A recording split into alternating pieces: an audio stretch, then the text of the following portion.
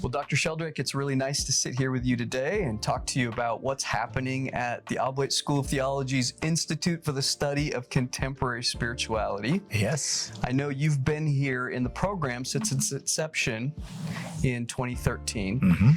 And maybe you could start by explaining what role you've played, what title have you had, what title do you have now? Maybe we could start with that. Okay, well, I'm not a big person for titles, but okay, the titles I have had. Originally, I was the director of the Institute, and I'm now the senior fellow and research director in the Institute. Okay, it started in 2013, and when basically the program started, and I seem to remember that there was already an MA in spirituality, but we got the PhD off the ground and various other things as well. And the idea was for it to be essentially a study center for students, but also other work as well. In 2013, when the Institute launched, we also started a PhD program. That's exactly right, we did, yes. Okay, and that's been running well since then, right? We've had 10 classes, I think, of PhD students come into the program. We have. And a number of graduates already. So what is it that makes Oblate School of Theology's program, specifically the PhD program, unique? Why would someone want to potentially move here from another city to study spirituality here at Oblate? Right. Well, okay, I think there are a couple of reasons, or two reasons at least. One is that there are very few doctoral level programs in spirituality, let alone specifically Christian spirituality, in the English-speaking world. There are some, but not that many. So Oblate in that way is not absolutely unique, but it's very significant. Okay, that's the first thing. I think the other thing is that partly because of Father Ronald Rollheiser, when he set up the Institute, he managed to attract significant English-speaking scholars to come and be involved in the program. So the other thing that attracts them is who you're going to be taught by and who you're going to meet. Absolutely. That was a huge draw for me. It also was, when I look back at my experience, getting an opportunity to sit with Bernie McGinn, yes, yourself, Ron Rollheiser, Wendy Wright, Tim Robbins, and the list goes on and on and on. The list goes on and on and on, yes. That's so right. We've been able to bring in some of the top scholars in the field. Absolutely. That are part of our OST family. That's right, exactly. I think that's important, yeah. So that's what a student is going to have the advantage of when they come here. Fantastic. So let's talk a little bit about what a PhD seminar is like. So a lot of students haven't encountered that kind of teaching experience.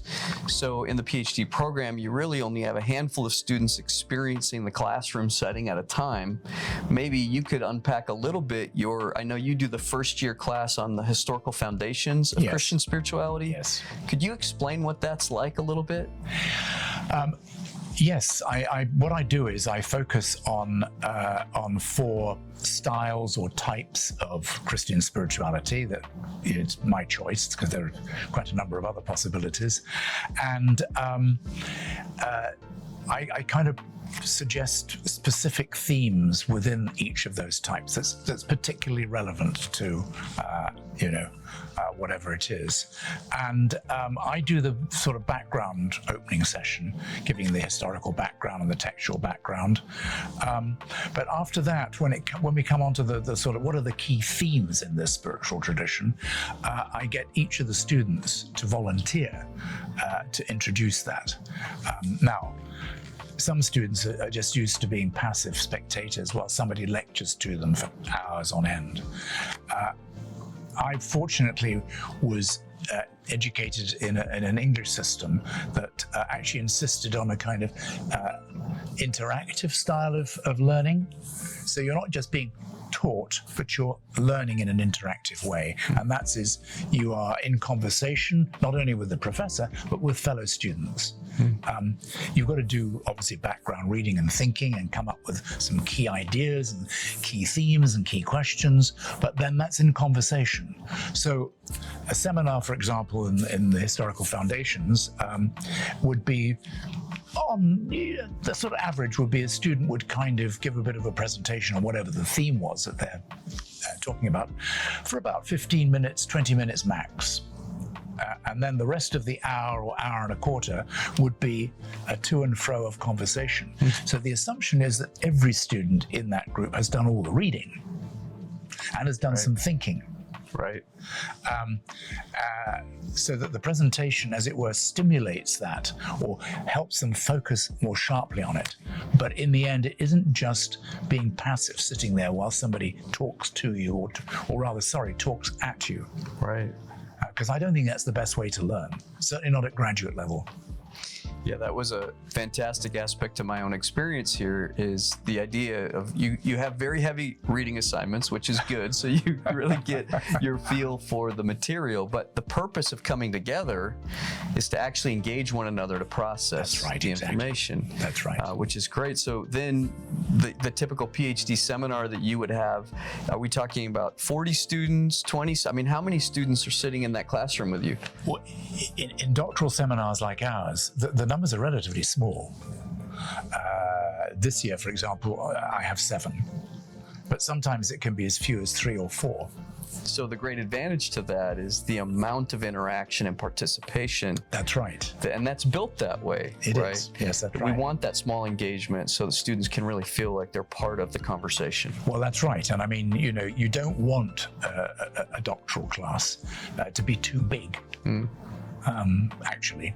I mean, some people might say, wouldn't it be great if you could get 20 people to volunteer to come and do the PhD and be in that class? The answer is no. I don't think so. Exactly.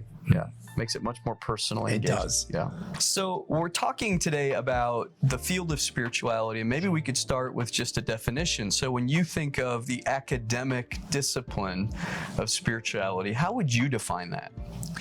Well, that's an interesting question, because the word's used quite broadly outside the Christian tradition as well, though obviously Oblate School of Theology is focusing primarily on the study of Christian spirituality. Okay. What does the field involve? Well, I think it involves a range of, first of all, it brings, if you like, religious practice into our reflections, academic reflections about the Christian tradition. So it's not just abstract or rather dry theology on its own, but it's engaging the Christian tradition, theological, scriptural, etc., with the practice of a religious Christian life. And that's what I think it's the intersection of those two that, for me, is what Christian spirituality is about. It's not just about sort of strange mystical things that happen, but it's about the engagement of practice with the great tradition, theological, historical, and so on. So that really leads to the question of why would there be an institute to specifically study that? What would be the value of someone, maybe a prospective student or someone that was interested in what was happening here? What's the value of studying this? Well, I think 2 things. First of all, that it's multidisciplinary, so it makes you bring together history, theology, scripture, and various other disciplines as well, and bring them into conversation with each other in a creative way.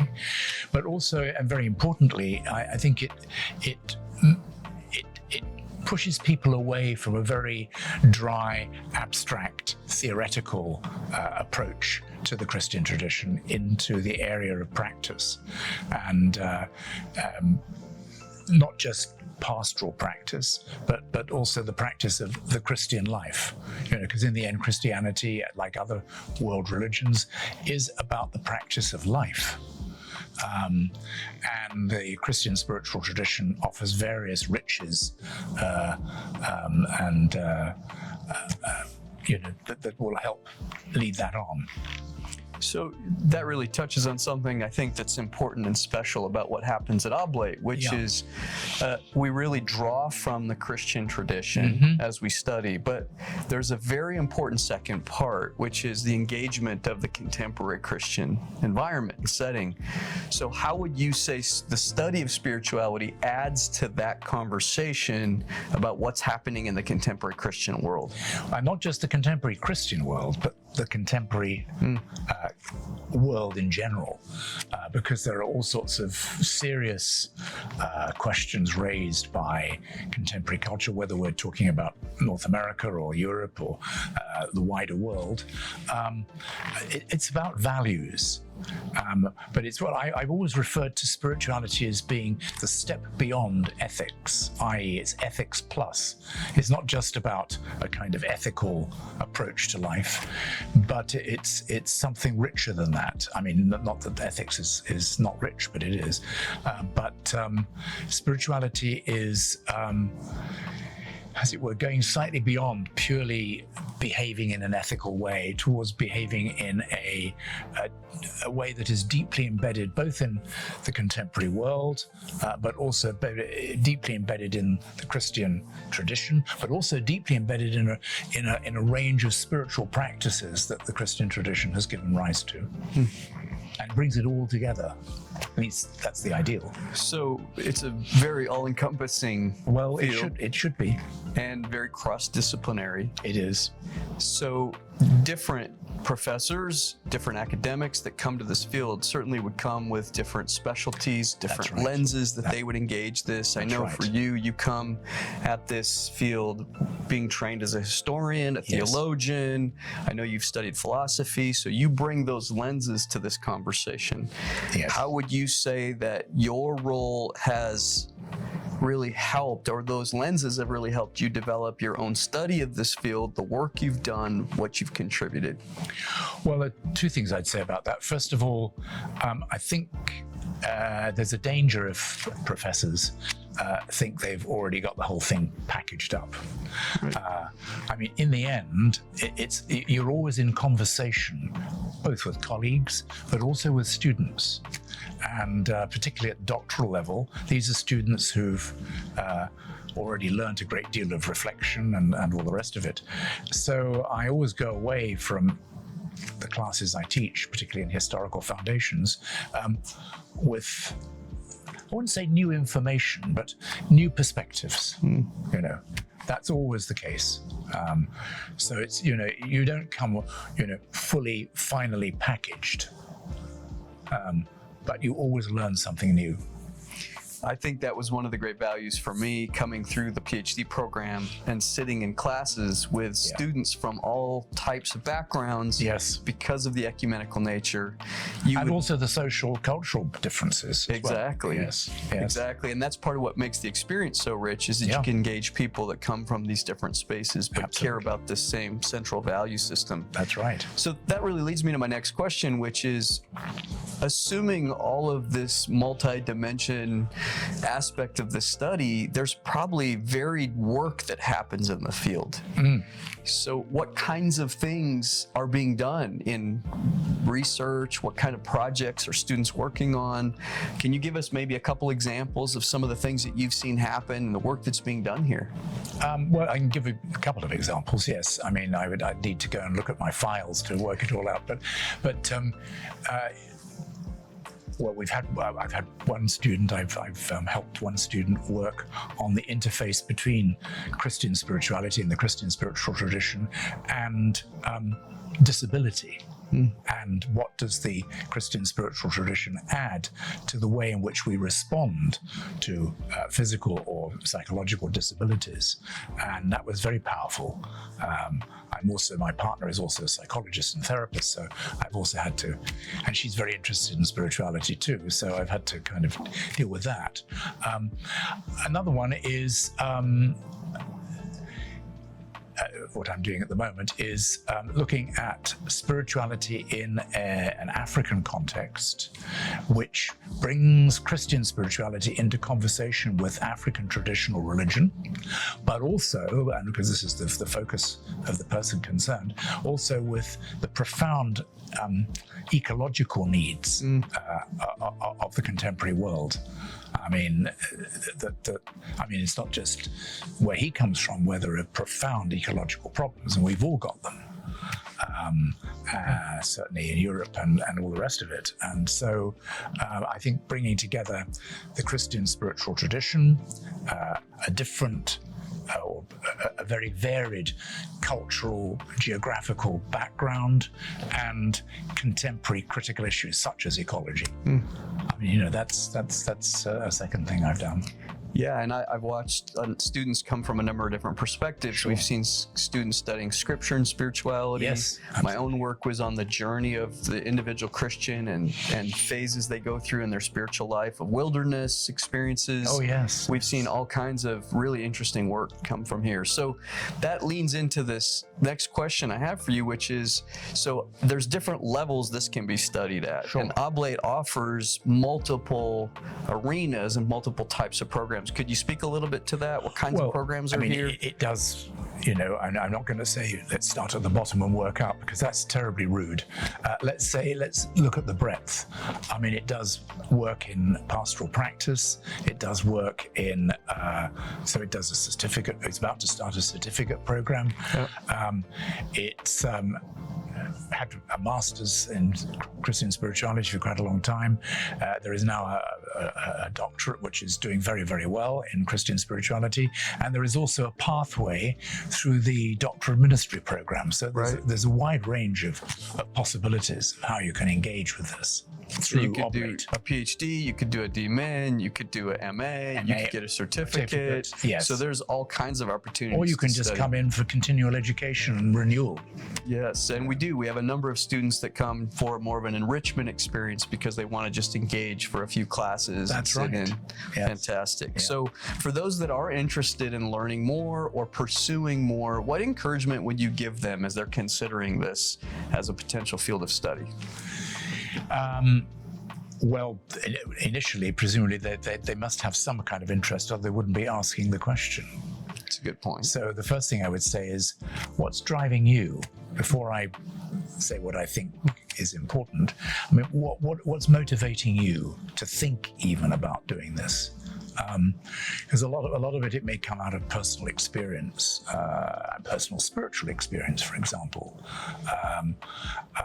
or it might come out of a sense that the kind of either ministerial, pastoral world they're working in, or indeed the professional world, because some of the people are not actively pastoral ministries or whatever, is raising questions where they feel that spirituality will offer some kind of framework for a much deeper, becoming much more deeply embedded in the world in which they're working, or to be able to reflect more richly, I appreciate that you starting with the personal space. One of the things we often talk about is that the study of Christian spirituality is necessarily self-implicating, meaning that when we study it, it's not just about head knowledge. There's a personal aspect of this journey that most of our students are on.